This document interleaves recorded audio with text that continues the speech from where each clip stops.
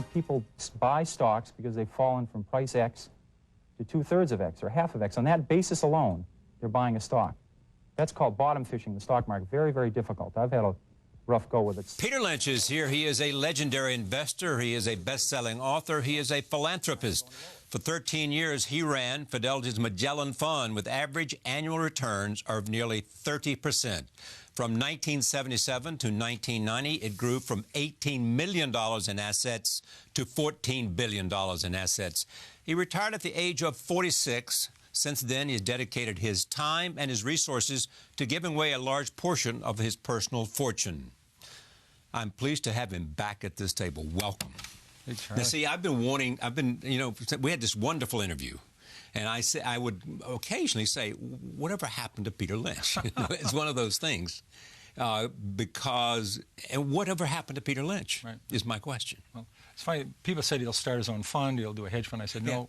I know I've had enough of it because he wants to do it all on his own. Well, he doesn't need the great Fidelity, as a Well, I have a cover. very small transmission as 1 gear overdrive. That's it. Yes, so you can't sort of run a fund. And I had lovely wife Carolyn, 3 children. Right. I want to do other things, so I now work very part-time with younger analysts. So it's been my father died at 46. So and was that the reason 46? Or that gets you sick in your mind. He took sick when he was 43, died at 46. Maybe I was going to live to 146, but I said, I love the job, love the company, but I worked every Saturday for 11 years. I just want to spend more time with my wife and family. And you're constantly on the road because you believed in being there. In fact, you would take her with you. Yes, that's right. And family with you because, in search of understanding the company. Correct. That's right. Yeah. And so what have you learned since then? I mean, do you look back and say, oh, I stopped too early? B, I stopped too late? No, it's lucky. It was a perfect time. It was an absolutely perfect time. I was able to see all my 3 children grow up, and now they're all married, and spend time with my grandchildren. It's fabulous. Tell me about your passions. Well, I think my wife and I, Carolyn, her father was a high school principal. Her principal. She grew up in rural Delaware. Yeah. I went to public schools, and we have the best colleges and universities in the world. No one would doubt that. Right. But K through 12, we're not that hot. No. And somebody born in America today is less likely to graduate from high school than their parents. That's remarkable. Yeah. That's not true in Europe. And falling behind in scores on math and science and engineering. And also, 25 years ago, if you were a dropout, you could work a lathe, work a press, work a injection bowling machine. There were lots of jobs. You didn't even have to speak English. Today, it's test equipment, assembly equipment. There's low-level jobs at fast food restaurants and in hospitals. But if you want to get a decent job that's challenging and fun, you have to be able to use a computer. You have to be able to speak in English. All these manuals are they're not in Creole, they're not in Portuguese, they're not in all these Spanish, they're in English. So today being a dropout is a tragedy, and it shouldn't be happening. And once you lose a step, then you lose a second step and third step and the fourth step, so that... And literacy, there's an amazing correlation, I think, of a couple million people in prison, like 85% of them are illiterate. It's not their fault. Here's the thing, for me. There are people, you, and so many people I know, some deceased, some in youth, but all passionate about education. Passionate. All have resources. All have a voice. Why aren't we fixing this? Well, I think, first of all, the greatest issue is recognizing the problem. I don't think this problem was clear 10, 20 years ago. I mean, I think when World War II started, our army was smaller than the Netherlands. I mean, we didn't realize how bad Hitler was, how terrible the Nazi Party was. We have to recognize the problem. I think we're getting to the phase now we say there's 45 million kids in public school, probably half of them, 2/3 of them get a decent education, the rest are getting a not so good education. That is it's an awful, not only a problem, it's a tragedy. So I think recognizing the problem, and people like yourselves are leaders in that, just getting the word off, this is not acceptable, this is bad for everybody. That's the first part. That's starting to happen now. And now there's several things that are happening now to make it better. And I think that's very positive. But are you convinced that we have the will to do what's necessary? The will? Well, I think if more people recognize the problem and say, then they say we can do something about it, then things will happen. I think we're between phases 1 and phase 2. Examples like Teach for America. I mean, there's many examples like national mentoring. There are programs that are starting to make a difference. You can really see they make it, and people recognize that really works. And people want to invest, like in the stock market, they want to invest in the companies doing well, not the companies doing badly. Yeah. So if they say, this is a waste, why should I invest it? It's hopeless. You have to take away that hopeless and say, we can make this a lot better. And there's examples in Massachusetts. We have these charter schools, and we have some district schools, so the public schools. They're now top in the state against some of the suburban schools. So these things work. They really work. They do, but not all the results of all charter schools is as good well, some as of the you early, might expect. You're exactly right. But some of the early ones weren't well planned. They weren't well thought out. The ones now, plus some district schools. We're talking public schools. Yeah. There's a program called the Achievement Network that does a testing program. It's now in 300,000 students have it today. This should spread all over the country. This is something Carolyn did all the research on, my wife, and it's a great thing. They basically test the child 4 times a year, a quick test.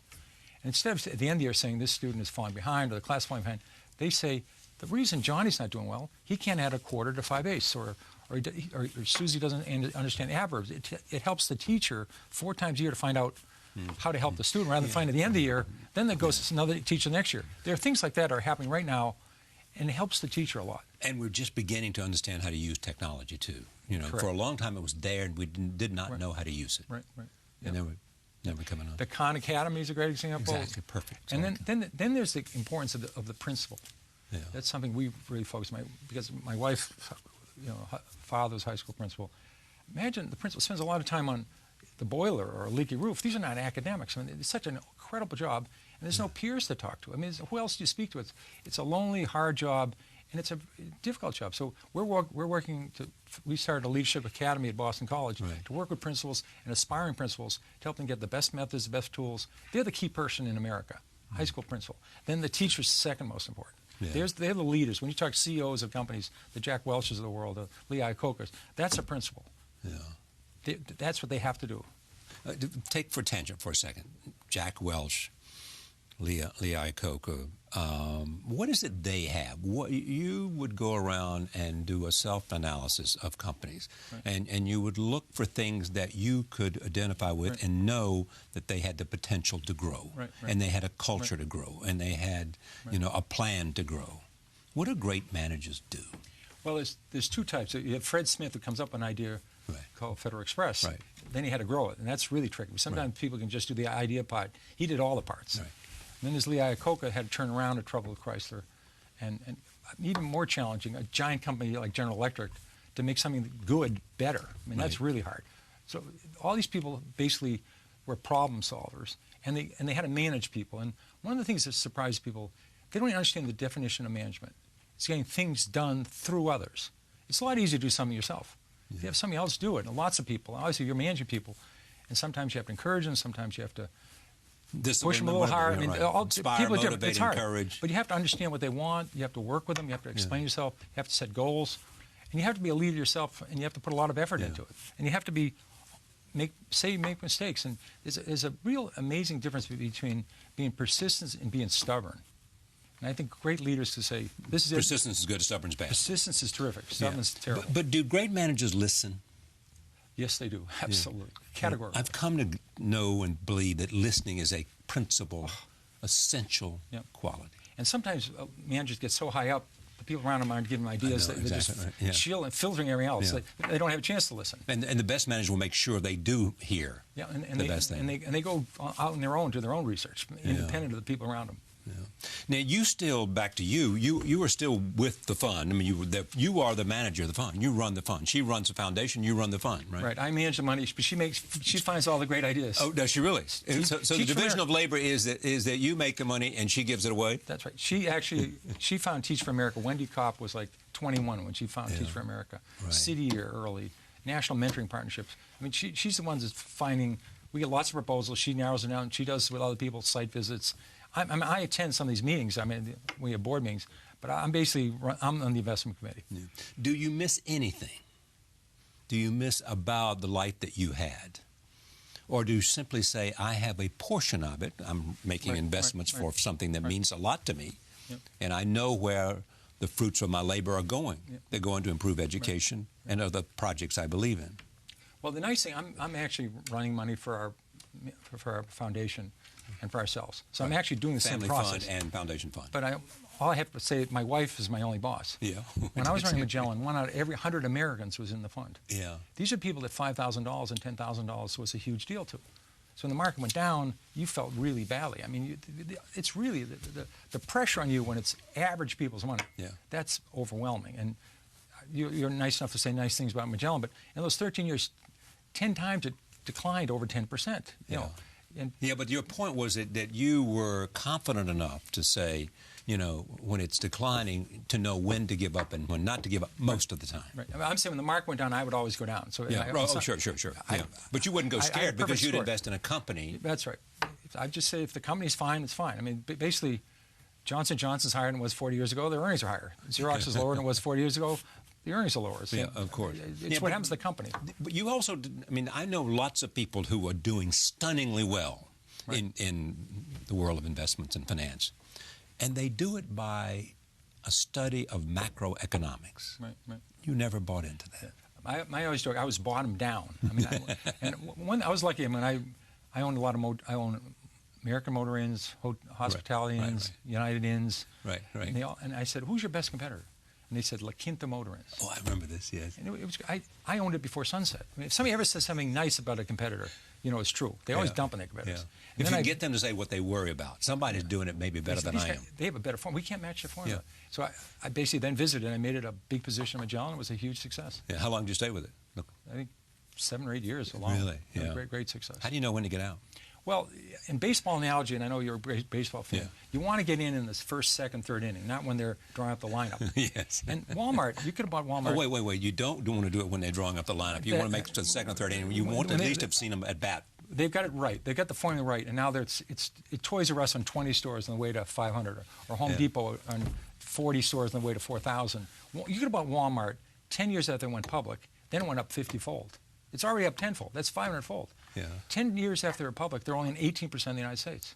They went to 19, 20. So you can say to yourself, there's a lot of room to go. But when you're in every state, when Limited got to every single mall in the United States, with Express and Limited, you say to yourself, they're in the 8th or 9th inning. Where can they go? Yeah. So that's how you define it. With a cyclical, when it goes from crummy to semi-crummy, you're happy. Yeah. Then when it goes to good, you're happy. Then it goes to very good, you say, maybe I ought to go on to something else. So can you be greedy in your business? Yeah, I think sometimes I call it the 3 C's. It's called complacency, concern, and capitulation. Yeah. So you're complacent is the I don't call it greedy. Just everything's going right. You sort of forget to check the facts. You say things are starting to slip in the company. Not the fundamentals. They're starting to mature. There's some competitors coming along. So being complacent is the worst one. And that's the one that happens most often? Yeah, well, unless you're working hard. If you're working hard, you're always checking with competitors, you're checking with customers, suppliers. Right. You're trying to do work to find out, is this company still early? Do they have years and years of growth ahead of them? Mm-hmm. Then you stay with it, no matter, the stock goes down. There's also this idea of never invest in something you don't really know. That was part of it. That's why you went out on the road so much. Right. If I don't understand it, I don't want to... Yeah. The key thing is when the stock goes from 10 to 6, if you understand what they do and you know they're financially solvent, you're fine. If you don't understand it, you can call the psychic hotline. But if you don't understand it, you're probably going to do the wrong thing. If you understand exactly what they're doing, it's gone from 10 to 6, you'll buy more. If you're confused to start with, you'll say, well, there must be something wrong there. And then you're out. And then a lot of times stocks are going to decline. I mean, some of my best stocks have gone from 18 to 8, then to sometimes to 40. And some have gone from 18 to 0. But at least I wasn't adding to it on the way to 0. A lot have gone to 0. So if it's going down, you're not adding to it? I mean, sometimes you are. If the fundamentals are getting better or the same. Yeah. But if they're deteriorating, I'm going to leave. How much do you measure your success in your ability to communicate well? Your command of the language and the facility to express ideas in a simple and comprehensible way has always been the reason your book sold well, because there was good content there. And secondly, the way you were able to communicate and become a leader in your industry. You asked a question earlier about ability to listen. Right. I think that's the skill. Because when you're talking to a company, if you ask all these questions, it's like a monologue. Then you say at the end, is there something I've forgotten? Me too. I say it all the time. You want to have them say, by the way, a year ago when you were looking to see what things are going to be like, how has it come out? Yeah. What have been surprises for you? So I'm always listening to what people say. So it's more listening rather than asking, and also being nice. When you go to a company, they'll say, last year your capital spending was $125 million. What is it going to be this year? Last year R&D was $73 million. You just don't go say, how you doing? Yeah. You want to be nice, courteous, but precise. Precise, right? But you want to show you did some homework. Exactly. And also, you don't want to use the rubber hose. This is just like interviewing. Don't be I'm telling mean. you, this is like interviewing. You don't want to be mean too. If the rubber hose worked, I would have used it. You want to be you want to be kind. Yeah. You write letters to say, I enjoyed meeting with you. It was a nice interview. Yeah. People, they could turn off. They have all the answers, but they don't have to be that nice to you. So being kind and courteous. I was a Boy Scout, and be prepared. Yeah, be prepared. Exactly. I mean, it is central to what I believe is that you ask people things like, did I miss something? You know, what am I not hearing? Yep. You know, correct. What question have I missed here? What Yep. you know? It's almost what I think is important. You got to engage the person in your own pursuit. Right. Make them work for you. Yep. No, I remember that very well. One of the first company I was a metals analyst. Right. The company AMAX. Yeah. The major product was molybdenum, and I was saying, what's the outlook for molybdenum? I couldn't even pronounce. When I took chemistry in high school, we didn't get that high on the chart. Exactly right. So you find out these people want to help you. If you go visit them, even on the phone. Yeah. And I remember calling one company up, and the person, you get to know a person's personality. Some people are very optimistic, they're very upbeat. Right. Some people are kind of very conservative, and his tone just was not as optimistic. I found out later, I almost sold my entire position. You get that feeling. Yeah. I called him a week later. He says, you were just down. He says, yeah, my brother was in a traffic accident about half an hour before you called, and I didn't know whether he was going to make it or not.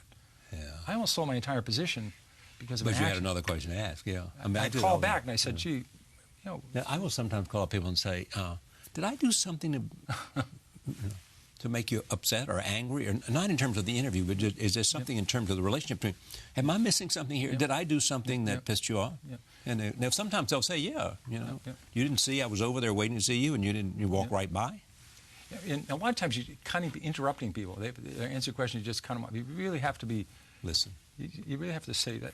I've heard enough of that, but I'm not going to say interrupt, so it works well. But you still use those skills. Those are human skills, aren't they? But they're not taught anywhere. I mean, you sort of have to learn. There's no book on that. I want to do something now I haven't sort of never done, but I had a friend of mine who I know admires you greatly. And I said to him, okay, just give me 5 questions you would like for Peter to answer if you were sitting at the table with him. And in 3 minutes, he sent them to me. So here they are, What has changed about investing in the market since you left in 1990? What has changed?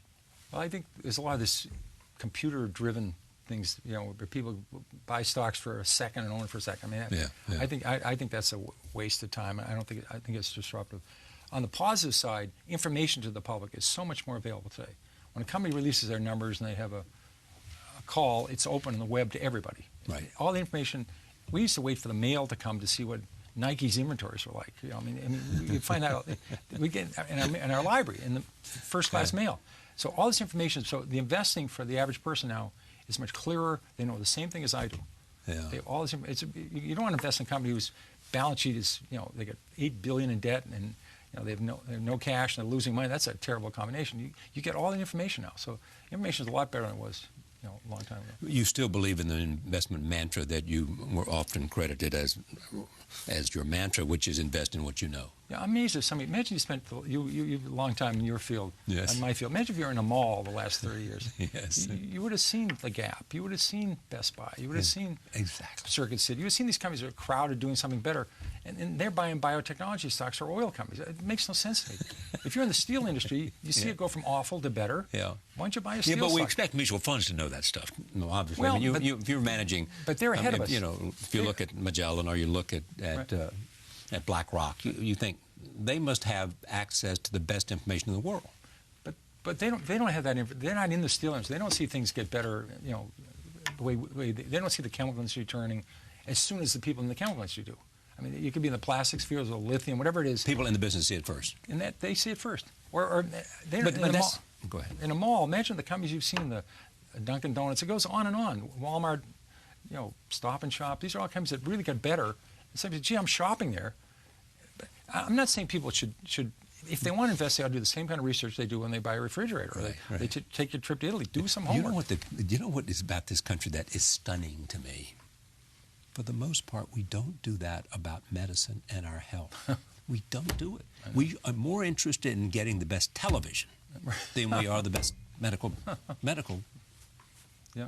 No, I agree. I mean, the diagnostics, talk about improvements, the diagnostics today are so much better. All right. The other thing is, what advice we give to young investors who almost certainly will have more direct responsibility for their retirement savings than their predecessors, of which I'm going to talk about later. Well, I think the advantage of putting money into a retirement fund, obviously a Fidelity fund I would prefer, but index fund, whatever it is, put some money aside. It's going to compound tax-free. Yeah. Start saving earlier. The numbers are amazing. Compounding will do wonders for you, won't it? But until you want to invest directly in individual stocks, start a paper portfolio. Say, I'm going to buy these 10 companies, and then write down in like 5 bullets why. What's the reason I bought those? And then keep checking a year later, what happened? Did they really keep growing, or did a competitor come along? Do a paper portfolio, and you can do exactly what I did with a real portfolio and find out, what am I good at? What am I bad at? Am I really good at turnarounds? Am I good at small growth companies? Maybe I pay too high for stocks. You can do this you can do this over 4 or 5 years and learn what's your skills, and then specialize in that. I had to own thousands of companies. You know, the average person, all you need is a few in your lifetime. Yeah. Make a difference. When you were running $14 billion, Right. did you see in your mind's eye, and let's assume a lot of it was pension fund money or whatever, but did you see individuals, I'm investing for the fireman down the street? Yeah. Did you?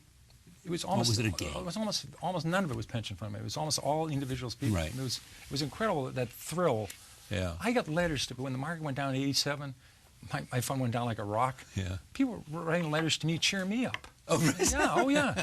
No complaints. Mr. Lynch, you've done well for me. Yeah, no, I just you're want you to hanging know. there. I know, hang in there, boy. We'll be okay. You know. No, it's amazing. Don't give up now, Peter. No, it was. And I meet these people all the time, at airports, all around.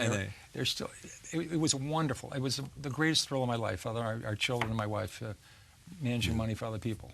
Now we've also seen sort of today the whole business of hedge funds and private equity and shadow stuff. And now they're talking about getting into the mutual fund business. You think that's... Yeah. What do you think of that? I mean, hedge funds getting into mutual funds.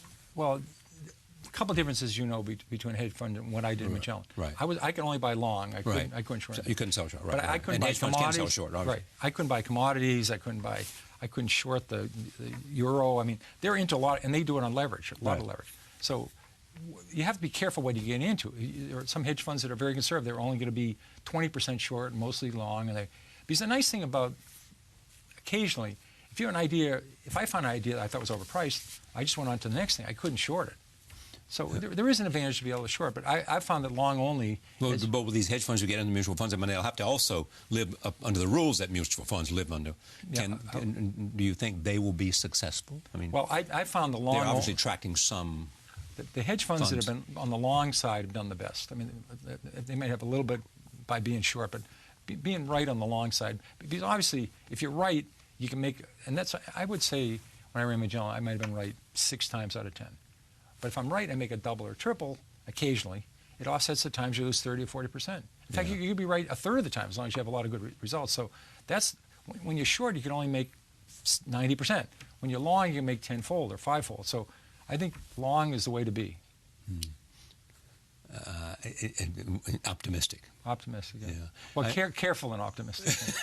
That's a Red Sox fan. Yes, yeah. You know, it's like the old man, the person who said, I'm very optimistic. Then, well, why do you have that crown? He said, I'm not certain about my optimism. That's good. Wow. And so, when you look at the market today, it's a good time for I think investors to be there. I mean, obviously, we're seeing new highs. Right. I think the market is fairly priced on what's happening right now. You have to say to yourself, is 5 years from now, 10 years from now, corporate profits have grown about 7 or 8% a year. That means they double, including dividends, about every 10 years, quadruple every 20, go up 8-fold every 40. Yeah. I think that's the kind of numbers you're interested. That's better. A 10-year bond today is a little over 2%.